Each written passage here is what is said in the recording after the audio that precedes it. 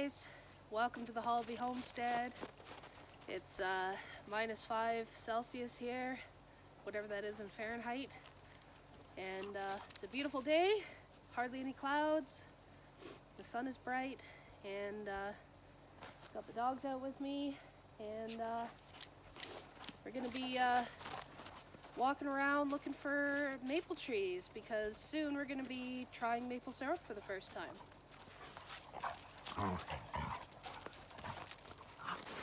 So I'm no expert in maple syrup or identifying trees, but I thought we could do this process together so we can all learn together.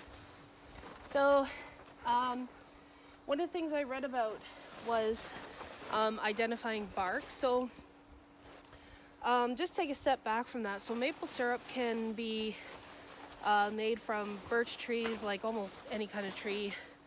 You want the sugar maple. That's what creates like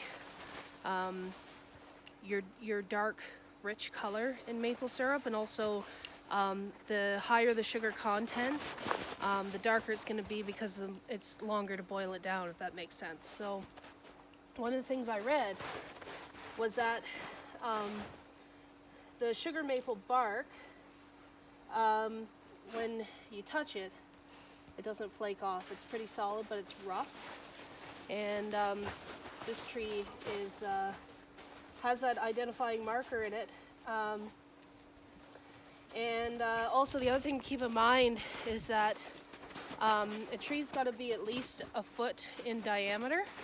And so kind of an easy way to think about that is it's got to be as thick or big around or bigger than a 5-gallon bucket, which this tree definitely meets that qualification.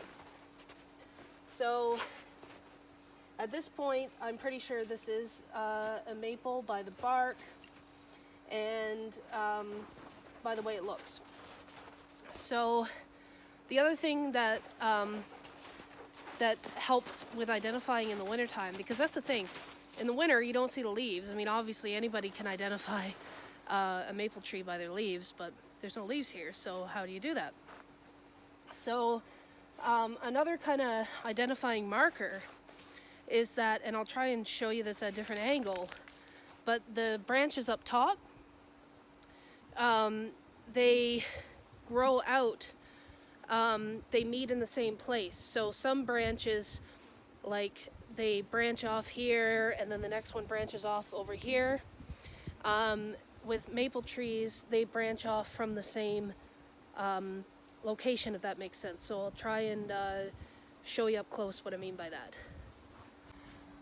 So on this tree, I found a pretty good example because it's a pretty big branch. So you see how this branch comes across here, and then these two branches, they branch off, it looks like, from the same point. So that's what we're looking for. That's kind of a main identifier with the maple trees, is that all the branches branch off on each side from the main point. And there's several examples of that. Actually, there's another one right there. You see how that branch comes off of from where that branch is? So that's another identifier for these types of trees. So this is another example of a maple tree. It's clearly too small to tap, but another identifier is that the ends here have little specifically pointed buds on them. So I will show you that up close. The other thing is, I don't know if you can see that, but do you see how the branches, like I was talking about before, they start off in the same point on the branch, like the off branches aren't staggered, that's what I'm trying to say.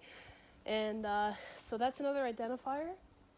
So there's a, sorry, I heard a weird noise over there. There's an example here, down here. So this is definitely a maple. I'm going to keep an eye on this because I think in a few years we will be able to tap this. But I'll show you up close what these buds look like.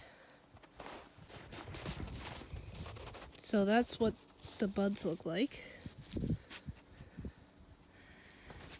You see how the branches are side by side there?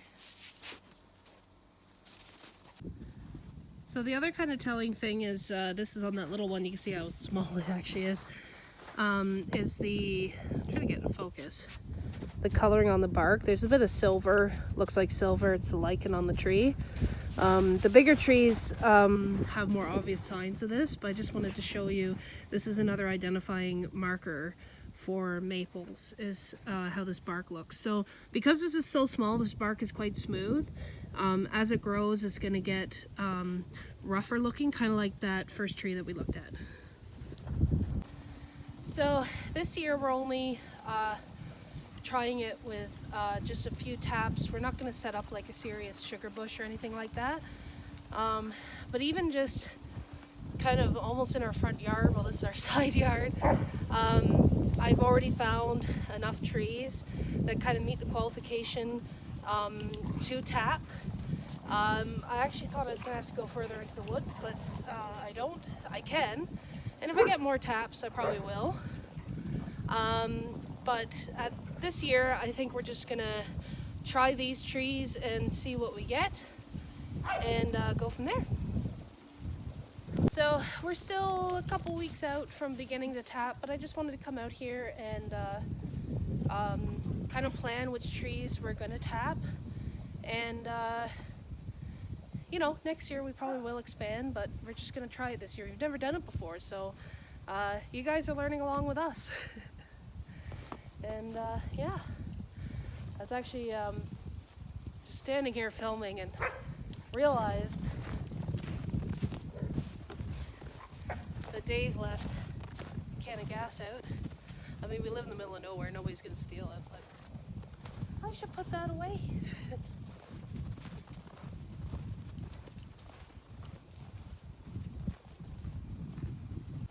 So let me know, guys, if you've tapped trees before, if you got any hints or tips or tricks, let me know in the comments. I'm really curious because, like I said, this is our first time. We're not sure how successful it's going to be, but we're going to try it. Anyways, guys, thanks for watching. I'll be posting our maple syrup tapping videos as we start the process, so you can do it along with us. So thanks for watching. Don't forget to subscribe, and we'll see you guys soon. Bye.